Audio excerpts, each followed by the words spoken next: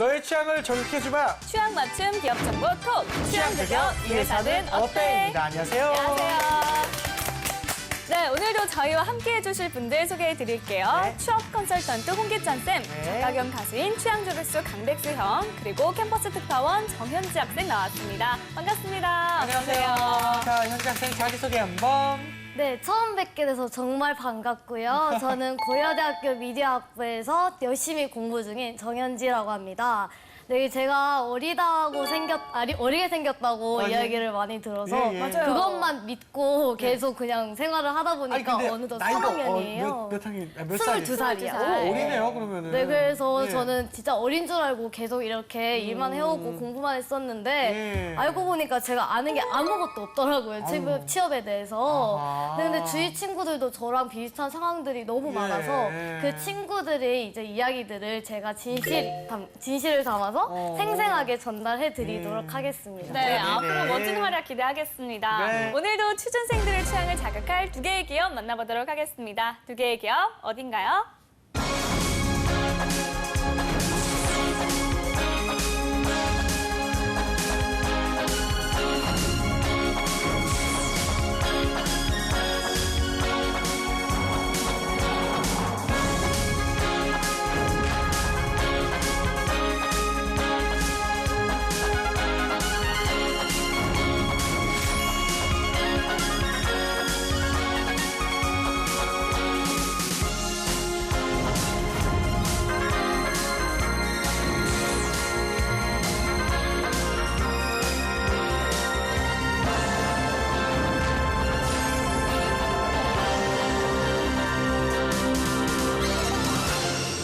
네, 교보문고와 예스24 그 각각 오프라인과 온라인에서 굉장히 활성화된 그 국내를 대표하는 두 서점 업체입니다. 네. 그렇죠. 첫인상 한번 얘기해 볼까요, 우리 보미 아나운서? 저는 강남에서 친구들 만날 때 여기 교보문고 되게 자주 가거든요. 그렇죠. 그래서 친구들 기다리다가 네. 책 한두 개씩 읽다 보면 사고 싶은 게 너무 많아지는 거예요. 맞아요. 그래서 오히려 약속에 지각하게 돼요. 맞아요. 저도 책을 좋아해서 네. 이게 항상 기다리다가 책방을 들었을 때 야, 좀만 기다려봐. 내가 좀 이따 갈게라고 하고 먼저 와서 더 늦게 가게 되더라고요. 맞아요. 역시 우리 책을 좋아하다 보니까. 그리고 꼭 욕심나서 여러 개 사다 보면 또 나중에 안 읽어요. 안 읽는 책이 있어요. 맞아요. 공감, 그렇죠, 공감. 그렇죠. 네. 자, 우리 현지 학생도 어리지만 공감 좀 하나요? 네, 저 같은 경우에도 대구 출신인데 그 대구 번화가에 교보문고가 있어요. 동성로? 그래서, 네, 동성로. 네네. 그래서 거기에 가면 매일 뭐 어렸을 때부터 책 읽고 예. 사고 그런 걸 정말 좋아해서 교보문고 같은 경우에는 진짜 좋은 이미지로 저한테 남아있는 것 같아요. 아하, 그렇군요. 알겠습니다. 우리 백수영님은 어떠세요? 저 같은 경우에는 예. 가수하기 이전부터 시인으로 등단을 그러시죠. 해서 시인이셨잖아요. 진짜 시인. 저 몰랐어요. 그래요? 네, 정말 시인. 작가 겸 가수가 작가가 그냥 작가. 달라 보여요. 그렇죠. 네. 그래서 또 저는 또 지금도 이제 여러 글들 쓰고 책도 계속 내고 있어서 멋있다. 시장 조사 겸해서 자주 좀 가는 편이에요. 그러시죠. 그러다가 이제 작년에 이제 그 교보문고 시 에세이 분야 3등의 제 책이 있는 걸 보고 3등이요? 그죠? 있는 걸 보고 그냥 진짜요? 저거 오빠가 쓴 거야 하고 싶은데 여자가 없어가지고 자랑은 그렇죠. 못하고 네, 부모님한테 데리고 가셔야죠, 뭐. 네, 네. 그렇죠. 찍어서 아버지한테 보내드렸어요. 아유, 너무 얼마나 효자입니까, 진짜. 예. 홍쌤께서 이제 국내 서점업계 현황 좀 부탁드립니다. 지금 전체적으로 시장이 그다지 좋지는 않아요. 그러니까 출판 산업의 현황을 보면 예. 작년 데이터를 봤을 때 14년하고 비교해서 한 1.6% 정도 감소했거든요. 그러니까 저성장, 저수익 산업으로 지금 흘러가고 있는 건 맞습니다. 그래서 좀 돌파구가 될 수 있는 게 사실 이제 전자책이거든요. 그쵸. 그러니까 전자책 출판 시장을 보면 전 세계적으로 연한 평균 30%씩 꾸준히 성장률을 기록하고 있어요. 그래서 이런 부분들이 우리나라 좀 출판 산업의 새로운 원동력이 돼야 하지 않을까 그러는 생각이 듭니다. 네, 맞습니다. 알겠습니다. 자, 그러면 두 기업에 대한 학생들의 취향 알아보도록 하겠습니다. 현지 학생 현장 취재는 어땠나요? 근데 아무래도 책을 보면 그 책이라는 게 우리한테 생소하진 않잖아요. 정말 익숙하다 보니까 취업 준비생의 입장으로서 생각하는 게 아니라 약간 소비자의 입장으로 사람들이 많이 생각을 했던 것 같아요. 그래서 그 교보문고나 예스24가 정말 유명한 기업이긴 하지만 그 기업에 대한 이미지나 인상 같은 게 정말 중요한 요소로 작용하지 않았나 싶습니다. 알겠습니다. 자, 그럼 친구들의 이야기는 영상을 보고 얘기 나누겠습니다. 네, 저는 교보문고와 예스24 대학생들이 두 기업에 대해서 어떤 생각을 가지는지 어떤 기업을 더 선호하는지 알아보기 위해 학교를 찾아왔는데요. 이제부터 대학생들의 생각을 한번 들으러 가보겠습니다. 가보겠습니다. 교보문고와 예스24 중에 취업을 하신다면 어떤 기업에 더 들어가고 싶으세요? 저는 예스24요. 왜요? 예스24가 공연 티켓팅 부문에서도 네. 진출을 하고 있다고 들었고 이북 같은 그런 기술 쪽에서 제가 공대다 보니까 관심이 있어서 그쪽을 선호하게 됐습니다. 네. 저는 교보문고를 좀 더 선호해요. 아, 네, 그 이유는 뭐죠? 교보문고 같은 경우에 제가 알기로 종로에 그 교보문고 서점이 있는 걸로 알고 거기서 이제 직접 읽을 수도 있고 이런 점에서 저는 좋게 생각하고 예스24 같은 경우에는 솔직히 예전에는 조금 장점이 많다고 생각했지만 요즘에는 이제 다른 기업들과의 경쟁에서 그렇게 우위로 보이는 점이 별로 없는 것 같아요. 예스24요. 왜요?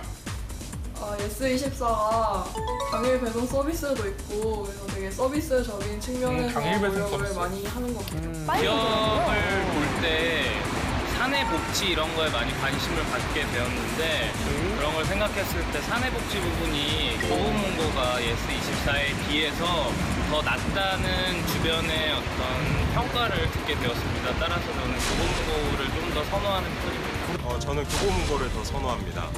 그 이유는 뭐죠? 도서 관련 사업 같은 경우에는 네. 사양 산업이기 때문에 혁신적인 노력들이 필요한데 네. 교보문고의 바로드림 서비스나 아니면 이제 도서문화 슬픈 말이에요. 개편 사양 같은 것들을 산업이라고 봤을 때 그래요? 혁신적인 활동을 많이 하고 있다고 생각이 돼서 교보문고 쪽이 더 선호된다고 생각합니다. 네, 학생들의 선호도 알아봤습니다. 결과는 어떻게 나왔죠? 네, 저는 연대고대 학생들 대상으로 해서 30명 일단 조사를 해봤는데요. 네. 약간 좀 신기하게 나오기는 했어요. 네. 딱 보자면 짜잔. 보여드리겠습니다. 교보문고가. 네. 봐도 네, 뭐 압도적으로.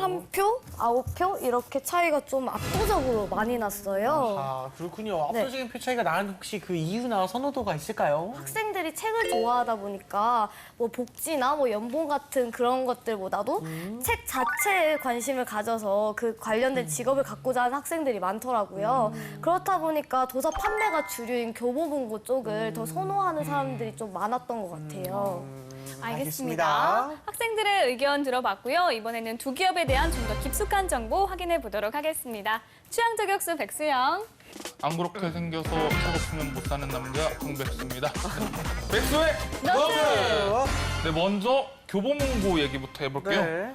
교보문고 하면은 광화문에 이제 거의 뭐 랜드마크라고 볼 수가 있을 것 같은데요. 그렇죠. 광화문에 가면 이제 커다란 거대 글판이 있죠. 아하. 네, 계절마다 이제 이번 계절에는 어떤 글이 걸려 있을까 그 교보 빌딩에 크게 걸려 있는 거 있잖아요. 네, 맞아요. 그거 맞아요. 보는 재미가 또 쏠쏠한 것 같아요. 그렇죠. 그리고 이제 좀 보다 보면은 이렇게 뭔가 이 삭막한 도심에서 네. 뭔가 사색을 할 수 있는 그런 기회도 좀 제공해 주는 것 같고 그렇죠, 그렇죠. 그리고 이 교보라는 기업 자체가 뭔가 예. 좀 다른 기업과는 좀 차별화되는 그런 인상도 좀 받게 되는 것 같아요. 그렇죠. 혹시 뭐 하나 구절 같은 거 좀 아시는 거 있으신가요?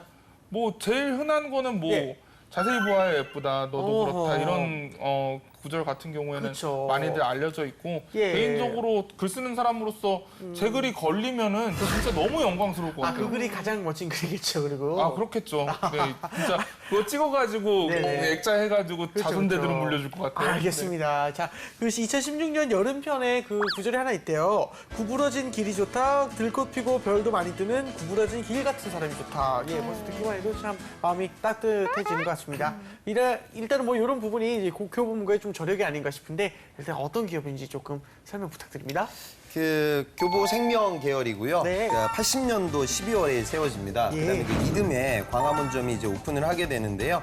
거기가 아주 입지가 좋잖아요. 상권도 좋고요. 그래서 그 밑에 아주 대규모 상가단지가 들어서지 않을까 그렇게 생각을 했는데 당시 그런 예상을 깨고 세계 최대 규모 이 사이즈의 교보문고를 오픈합니다. 그다음 89년도에는 우리나라 서점업계 최초로 온라인 정보 시스템, 그 당시 때는 천리안이었는데 뭐 이런 부분들을 활용해가지고 판매할 수 있는 이런 제도에 대해서도 도입을 하게 됐죠. 그래서 우리나라를 대표하는 서점입니다. 그래서 매출액을 보면 14년도 매출액 5,200억 정도 되고요. 영업이익은 한 44억 정도. 그러니까 아까도 제가 말씀드렸지만 매출 규모는 큰데 이익률이 그다지 현재 높은 상황은 못 된다. 이렇게 보시면 되겠습니다. 네, 알겠습니다. 그리고 교보문고에 명물이 하나 더 생겼죠. 무려 100명이 앉아서 책을 읽을 수 네. 있는 카오리 소나무 테이블이 생겼는데요. 멋있다. 요즘 서점가 풍경이 좀 달라지고 있다고 해요. 그렇군요. 살아남기 위한 전략이라고 생각하시면 되겠어요. 그러니까 이제 책을 언제든지 뭐 온라인이나 모바일을 통해서 쉽게 구매가 가능하잖아요. 그러니까 그 서점은 결국 고객들을 끌어모아야 돼요. 그 매개체가 되는 게 아까 얘기가 나왔던 막 카우디 테이블 이런 이벤트들이죠. 그래서 실제 사이즈가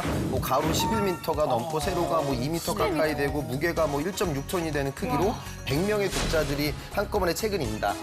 그럼 이런 또 마케팅을 하면 또 이제 거기 가서 또 여러분들 또 책 한 권 읽어줘야 될 것 같고 또 거기서 사진 한 장 찍어줘야 할 것 같고 또 페이스북에 올려야 되고 뭐 이런 마케팅 기법으로 활용을 하는 거죠. 근데 결국 왜 그러냐면 일본도 그 오프라인 서점 1위가 스타라는 회사가 있는데 그 회사도 이제 모토가 우린 이제 책이 아니라 라이프 스타일을 팔아야 된다. 그러니까 책을 파는 것만으로는 이제 수익이 나지 않아요. 그래서 그 생존을 위해서 그런 전략들을 구사하고 있다. 이렇게 생각하시면 되겠습니다. 네, 알겠습니다. 알겠습니다. 다음 장도 한번 볼까요?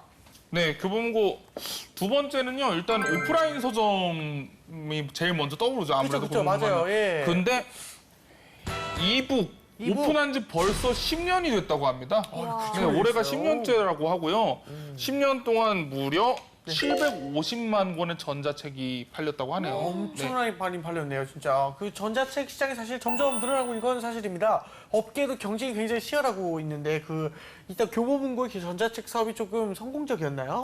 근데 실제로 우리나라 전자책 시장을 보면 네네. 10년도 규모가 한 2천억 정도였고요. 11년도에 2,800억, 12년도에 3,200억, 13년도에 한 5,800억 정도예요. 그런데 지금도 14년도 데이터로 봤을 때 전체 서적 시장에서 한 2~3% 차지하는 비중. 그러니까 우리가 생각하는 것만큼 그다지 시장 성장세가 크진 않아요. 그러니까 아마존 같은 킨들 같은 이런 매개체가 좀 우리 사회에서 좀 부족하지 않았나.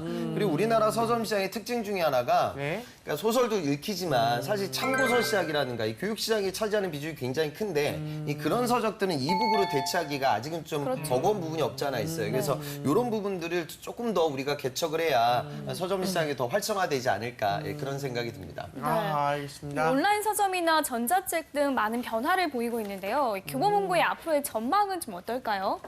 여러분들 강남 교보문고 가보신 분은 아실 텐데 구조가 좀 독특해요. 그 비싼 땅인데 가운데 이렇게 좀 무슨 서점 공간으로 안 쓰고 있거든요. 네. 그 공간 안으로 들어가면 딴 세상입니다. 거기선 다 SCM하고 거기서 물류하고 유통 관련된 부분들이 지금 진행되고 있어요. 네. 그러니까 교보 같은 경우도 지금 파주에 물류센터가 있는데 여기서 1일 한 35만여 권의 도서가 입출고된다고 합니다. 결국 이 서점의 또 주요한 경쟁력 중에 하나가 마케팅도 잘해야 되지만 물류 시스템이 아주 체계적으로 갖춰져 있어야 돼요. 그래서 이런 서프라이 체인 매니지먼트를 잘 관리할 수 있는 경쟁력을 교보가 국내에서 아주 공고하게 다져놨기 때문에 이런 좀 기본기를 활용해가지고 시장을 좀 돌파하기 위한 노력들이 이루어져야겠죠. 알겠습니다. 자, 이번에는 이제 국내 최대 온라인 서점입니다. 예스24에 대해서도 한번 알아볼까요? 저 같은 경우에는 온라인 서점 이용하기를 좀 꺼렸던 이유가 책을 빨리 보고 싶은데 배송이 한 며칠 걸려버리면 김이 새버리거든요. 이건 너무 그런 걸 막기 위해서 예스24는 총알 배송, 주문하면 하루 만에 도착하는 서비스를 제공을 하고 있습니다. 그게 이제 국내 최대 인터넷 서점으로 이제 군림할 수 있는 성공 비결이자 또 장수 비결이 아닌가 그런 생각이 또 드네요. 그렇군요. 일단은 예스24의 대표적인 시스템입니다. 홍 선생님께서 예스24에 대해서 다시 한번 설명 부탁드릴게요. 실제로 뭐 우리나라를 대표하는 인터넷 서점이죠. 99년도에 창건되고 그 이후 14년째 이 분야에서 부동의 1위를 지키고 있어요. 그러니까 한 분야에서 이렇게 오랫동안 1등 한다는 건 굉장히 어려운 일이거든요. 달성을 하고 있고요. 매출을 보면 13년도 매출이 한 3,300억인데 올해 작년 매출은 3,600억 정도 조금 늘었고요. 그다음에 영업이익이 13년도에 32억이었는데 15년도에 128억으로 늘었습니다. 그러니까 상대적으로는 좀 이쪽 시장에서는 좀 선방하고 있다 그런 느낌이 오는 것 같아요. 예스24의 크레마 카르타가 높은 판매를 보이고 있다고요? 실제로 지금 전자책에 이 예스24가 많은 투자를 하고 있습니다. 12년도에 전자책 전용 단말기 크레마 샤인을 출시하게 되고요. 그다음에 14년도에 전자책 컬러 단말기 크레마 1을 출시해요. 그리고 지금은 이제 이런 부분들을 보다 더 대중화시키기 위해서 노력을 하고 있습니다. 작년 말 기준으로 봤을 때 아까 이야기가 나온 크레마 카르타가 1만 대가 모두 판매가 됐다. 그래서 뭐 3차 예약까지 갔다. 뭐 이렇게 지금 발표가 나오고 있으니까요. 점진적으로 전자책 시장에 큰 좀 교두부유를 다지고 있는 기업입니다. 알겠습니다. 자, 백세노트 다음 장도 한번 볼까요? 네, 예스24 하면은 책만 파는 데가 아닙니다. 또 딴 거 파나요? 이번 키워드 좀 의외일 수 있어요. 엑소 효과. 엑소 효과?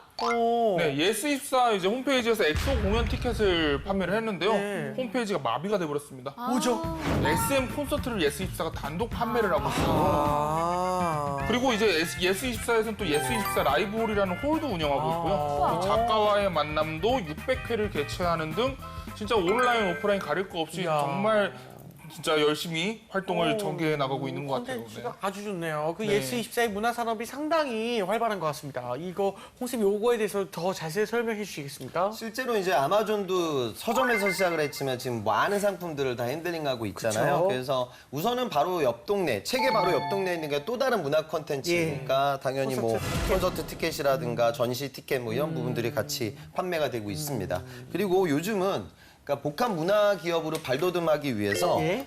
실제로 오프라인 매장도 지금 투자를 하고 있거든요. 아까 이야기가 나왔던 전자책 단말기 매장을 강남에 좀 이미 유지가 되고 있고요. 예. 또 덧대어서 저 강남권의 새로운 오프라인 그냥 과거에 우리가 흔히 얘기하는 교보문고 같은 서점 산업에도 지금 투자하고 있어요. 그리고 최근에 두산동아라고 해서 네. 동아 출판사죠. 출판사도 인수를 했거든요. 그래서 사업을 기존에 이제 인터넷 쇼핑 인터넷에서 판매되는 서점 판매 그 수수료만으로는 수익률이 나지 않으니 오프라인에도 진출을 하고 직접 내가 콘텐츠를 만드는 부분에도 진출을 하고 그러면 기존에 갖고 있는 예스24라는 채널을 활용해서 더 많은 수익을 창출할 수가 있겠죠. 그렇죠. 그래서 네. 신규 산업, 파생 산업을 지금 만들어내기 위해서 노력을 많이 하고 있습니다. 아. 또 아마존 상륙이 업계에 많은 영향을 미칠 것이라고 했는데요. 홍쌤 어떨까요? 실제로 아마존이 생각하는 것보다 우리나라 시장에 많은 투자를 하고 있지는 않아요. 그래서 왜 그러냐면 그냥 기업형 클라우드 산업이라든가 안 그러면 우리나라에서 물건 판매할 수 있는 좋은 사람들을 발굴을 해서 해외 시장에 판매를 하겠다 이런 식의 전략을 지금 꿈꾸고 있습니다. 네. 그런데 일각에서는 이런 아마존이 킨들이라는 그 상품이 어마어마한 상품이고 미국에서는 그 상품 때문에 결국 전자책 시장이 굉장히 대중화됐거든요. 그래서 아마존의 이런 진출이 좀 가속화되면 우리나라 기업들, 우리 저번에도 우리가 얘기를 했지만 그런 공룡 기업들, 이케아가 들어왔다 해서 매기 효과가 발생을 했고 또 우리나라 저 가구 업체들도 같이 성장을 했고 시장이 오히려 더 커졌거든요. 맞아요. 그러니까 전자책 시장이 아까 말씀드렸다시피 국내 시장에서 좀 지지부진한 부분들이 없지 않아 있으니 이런 기업들의 좀 어떤 투자라든가 촉매제를 통해 시장 자체가 좀 확대 적용될 수 있는 기회를 엿봐야 하지 않을까 그런 좀 의견의 목소리가 나오고 있습니다. 아하, 알겠습니다. 자, 이번에는 학생들의 궁금증 한번 들어보겠습니다. 화면으로 보시죠. 예스24는 인터넷 매장에서 점유율도 되게 높은 편인데 왜 오프라인 매장으로 진출하지 않는지 궁금해요. 취직을 할 때 선배님들을 왜안 보면 할까? 월드라이프 밸런스라 그래서 여가 생활을 얼마나 보장을 해주는지 아니면 복지를 어떻게 할 많아요. 잘 나가요? 고려되고 있는데요. 그래서 교보문고나 예스24가 사원들을 위해서 어떠한 복지 정책을 갖고 있는지 매번 점점 많이 그렇죠. 맞아요. 시장이 작아지고 또 우려가 이분 있잖아요. 학생 공기예요. 공기예요? 책을 읽지 않는 쪽으로 가고 있는데 그럼 이에 대해서 어떻게 다른 방향을 개발할 건지 저는 이제 교보문고가 S24보다 네. 인지도 부분에서 더 뛰어나다고 생각하고 이제 교보문고 같은 경우는 떨어진다고 생각하는데 이제 그런 면에서 마케팅 부분은 어떻게 잘하고 있는지 그리고 취업 관련되다 보니까 전망은 어떻게 되는지가 궁금합니다. 두 기업에서 추구하는 인재상이라든지 아니면 두 기업이 갖고 있는 각각 가지고 있는 그러한 가치관이라든지 이런 거에 대해서 궁금합니다.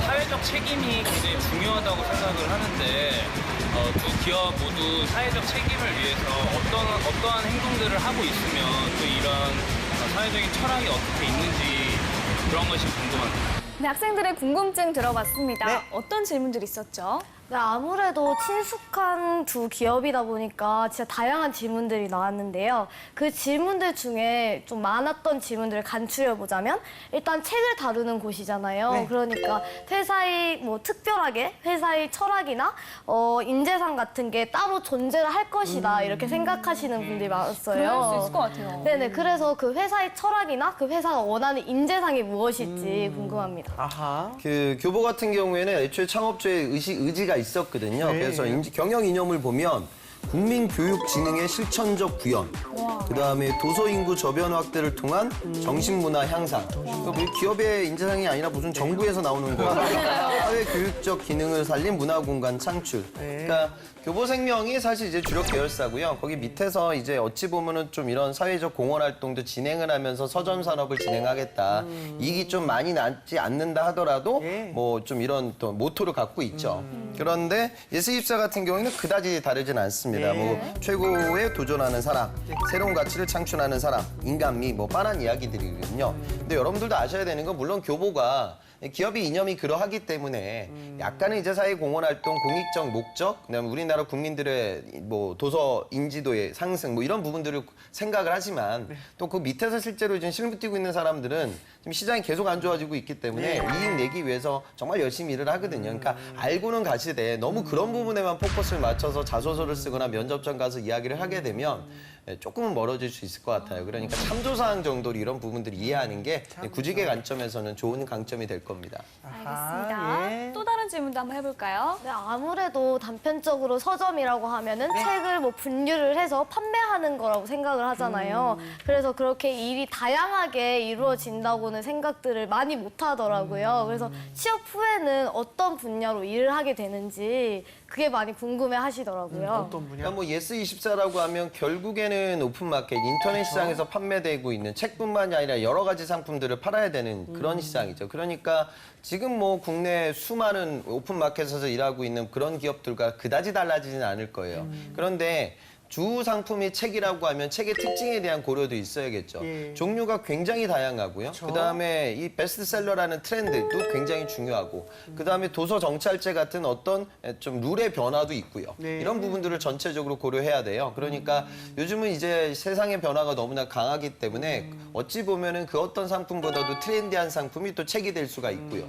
그다음에 학습지 관련된 시장들은 또 이것과는 다르거든요. 이거는 좀 꾸준하게 또 나아가는 그런 시장이 있겠죠. 그래서 제품의 여러 가지 특징들을 알아야 할 것이고요. 앞서 말씀드렸다시피 교보 같은 경우에는 SCM이 굉장히 멀티플하기 때문에 이런 물류와 관련된 부분의 강점을 또 갖고 있는 친구들을 또 선호하는 회사다. 이렇게 보시면 되겠습니다. 알겠습니다. 또 다른 질문도 해볼까요? 네, 아무래도 두 기업이 가지고 있는 특색이 다를 것 같아요. 근데 자기소개서는 사실 나를 뽑아달라 하고 설득하는 그런 글이잖아요. 그래서 많은 면들이 있겠지만 어떤 면들을 더 강조를 해서 자기소개서를 써야 할지 자기소개서를 쓰는 방법에 대해서 질문이 많이 들어왔습니다.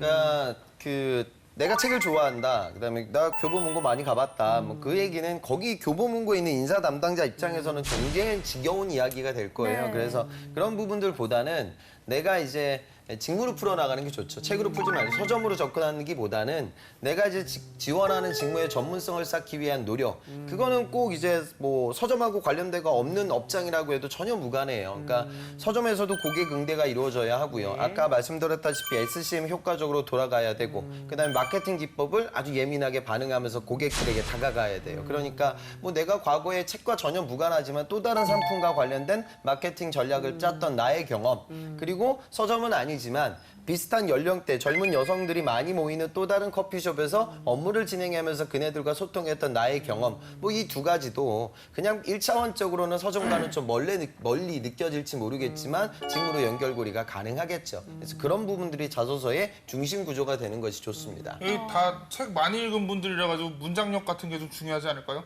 그런 부분들은 실제로 좀 있기도 해요. 그죠? 제가 드디어 하나 했네요. 아니요. 평소에도 많이 좋은 질문 많이 해주셔서 진짜 문장이 필요하죠. 문장력은 이제 자소서 쓸 때 기본적으로 필요한 거고요. 인적성 시험이죠. 인적성 시험에 이제 언어 파트에는 독해, 단어 간의 관계 뭐 이런 것들을 물어보니까 평소 독서를 많이 했던 친구들은 모든 취업에 있어서 강점이 됩니다. 알겠습니다. 자, 백수영 전담 질문 하나 해주세요. 근데 제가 예. 왜 명색이 이제 시인이고 네. 글 쓰는 사람인데 맞아요. 이제 너무 이제 돈에 연연하는 모습을 좀 보여드리기가 좀 그런데 근데 연봉은 얼마인가요? 교보 같은 경우에는 16년 사원급 평균으로 봤을 때 한 2,540 정도, 예스24가 한 3,450 정도예요. 그래서 사실 뭐 다른 산업들보다 연봉이 뭐 크게 높은 수준은 아니지만 또 서점의 요즘 힘든 부분들을 고려했을 때는 일정 부분의 페이는 이루어지고 있다. 그렇게 보시면 되겠습니다. 알겠습니다. 자, 이외에도 이제 두 기업에 대한 한간의 소문 카더라도 알아보겠습니다. 백수영. 네. 먼저 서점 아르바이트 이력이 교보문고 입사에 도움이 된다. 카더라. 카더라. 물론 도움이 되죠. 어허. 그래서 서점에서 일을 하면서 고객 응대도 해보고 그다음에 여러분 서점은 DP가 정말 중요하거든요. DP. 네, 저도 여태까지 이제 출간했던 책이 9권 정도 되는데 네. 실제로 보면 어디에 올라가냐에 따라서 저한테 들어오는 인쇄가 달라져요. 그렇죠, 판매가. 그러니까 그러면 그 시기에 맞춰서 DP로 올라가는 책들을 셀렉션하는 그 과정이 되게 중요하겠죠. 그러니까 내가 비록 나한테 그런 권한은 없겠지만 매대가 어떻게 꾸려진다. 방학 시즌이 됐으니까 취업을 준비하는 친구들 입장에서 어떤 서적을 팔아야 되기 때문에 매대 구성이 어떻게 잡히고 네. 지금 뭐 정수기라든가 위생 관련돼서 이제 우려스러운 그러니까 다시 말해 옥시 사건 때문에 굉장히 긴장감을 갖고 있는 주부 고객들이 또 서점에 올 텐데 네. 그럼 이런 주부 고객들에게 물건을 판매하기 위해서는 또 어떤 코너가 구축이 돼야 되고 네. 결국 외부 환경들의 요인에 맞춰서 서점 내부적인 DP 컨셉이 달라지거든요. 그래서 그런 부분들을 내가 미리 알고 있다 치면 또 면접장에서 좋은 이야기 할 게 많아질 거예요. 그렇게 생각하시는 게 좋습니다. 네, 알겠습니다. 알겠습니다. 또 다른 카더라도 한번 알아볼까요? 교보문고는 독서력 시험이 필수다. 카더라. 카더라. 사실인가요? 실제로 근데 이게 어찌 보면은 이름은 아주 잘 지은 것 같아요. 이거 그냥 인적성 시험이거든요. 그런데 이제 독서력으로 이렇게 얘기를 하니까 독서력. 물론 독해력을 평가하긴 해요. 그쵸. 오히려 더 리크루팅이 아주 홍보에도 잘 적용이 되고 있는 것 같습니다. 독서력을 한 40문제 한 60분 동안 이제 푼다고 해요. 그래서 측정하고 있는 부분은 그 어휘력, 그다음에 독서 행동 진단, 그 독서력 이런 리드 지수라는 걸 좀 산정을 해서 그러니까 이런 부분들은 근데 다른 기업들 언어 파트에도 어느 정도 녹아 들어가 있는데 그런 부분들보다 더 이런 부분들을 많이 보는 기업이다. 예, 그렇게 생각을 하시면 되죠. 그러니까 책을 얼마나 많이 읽었냐 그걸 물어보는 게 아니라 책을 읽는 능력 자체를 그쵸. 뭐 중요한 것 같습니다. 그러니까 평상시 근데 책을 많이 읽었던 친구들이 당연히 또 상관관계가 있으니까 그러지요. 보탬이 됩니다. 네, 알겠습니다. 알겠습니다. 자, 지금까지 교보문고와 예스24에 대해서 이야기 나눠봤는데요. 두 기업 중에 어떤 기업이 취향에 맞는지 한번 알아볼까요? 네. 이미지로 계속 봤으니까 당연히 교보문고가 더 낫겠지, 뭐 더 그런 활동들을 많이 하겠지라는 생각에 그랬었던 것 같은데 사실 책이라는 뭐 좋은 이미지도 있긴 하지만 그걸 유통시키는 거잖아요. 그래서 그걸 일로 봤을 때, 직무로 봤을 때는 예스24가 더 낫지 않을까라는 생각을 했습니다. 알겠습니다. 자, 우리 백세훈은요? 특히 저는 종이책에 대한 애착을 버릴 수가 없어요. 아하. 그래서 전자책도 그렇고 온라인 서점도 이제 다 뭐 중요한 시장이겠지만 오프라인 서점들이 좀 잘 됐으면 하는 바람에서 교보문고 쪽에 좀 힘을 좀 실어주고 싶은 생각이 좋습니다. 있고요. 그리고 또 전국의 작은 서점들이 또 다 좀 네. 힘을 냈으면 맞아요. 좋겠어요. 작은 서점 좀만 힘내셨으면 좋겠습니다. 네. 진짜. 화이팅입니다. 네. 자, 마지막으로 두 기업에 취업하기 위한 신의 한 수저, 홍쌤의 팁까지 한번 들어보겠습니다. 오늘은 좀 주제가 책이니까 네. 책과 관련돼서 이야기를 좀 해볼게요. 그 실제로 면접장 가서도 물어보거든요. 네. 가장 인상 깊게 읽었던 책, 감명 깊게 읽었던 책이 무엇이냐. 아, 네, 네. 뭐 고전도 좋고요. 그다음에 중요한 건 그 책을 통해서 내가 면접관하고 대화 나눌 소재가 나오는 게 더 좋아요. 네. 그러니까 뭐 꼭 직무하고 연결되는 서적일 수도 있겠지만 네. 뭐 전반적인 이야기거리가 들어가야겠죠. 근데 저는 좀 여러분들이 요즘 많이 읽는 책들 중에 그러니까 뭐 자기개발 서적들이 있잖아요. 그다음에 뭐 너무 감성적으로 와닿는 그런 서적들은 면접장에서 어필할 수 있는 거리는 사실은 못 돼요. 그리고 우선은 지금 여러분들이 부족한 지식을 빼곡하게 채워 넣을 수 있는 그 독서가 이루어져야 됩니다. 그러니까 실용서적 읽으시고요. 산업의 동향이라든가 기술적 흐름들을 이해하기 위한 노력. 특히나 영업 마케팅 직군을 쓰는 친구들이라고 하면 PT 면접장 가서 나오는 게 다 똑같습니다. 다 영업 전략을 짜봐라 이런 주제들을 받게 돼요. 그러면 대형 서점 코너에 가보면 마케팅 관련된 다양한 서적들이 있고요. 이론으로만 다가가는 책들뿐만 아니라 기업의 실제적인 사례를 깊숙하게 정리해 놓은 이런 좋은 책들이 있어요. 그런 내용들을 머릿속에 많이 넣으셔야 돼요. 네. 그래야 여러분들이 PT 면접장 가서 나의 영업 전략을 이야기할 때 구체적인 논거로 붙일 수가 있습니다. 네. 그러니까 지금은 우선 컨텐츠를 채워 넣는데 많은 노력을 하고 이후 또 마음 따뜻하게 만들 수 있는 서적을 더 많이 읽는다. 그런 미래 계획을 잡고 좀 뛰셨으면 좋겠어요. 알겠습니다. 자, 그럼 오늘 취향 저격은 여기까지 하고요. 저희는 다음 시간에 다시 찾아오겠습니다 감사합니다. 감사합니다.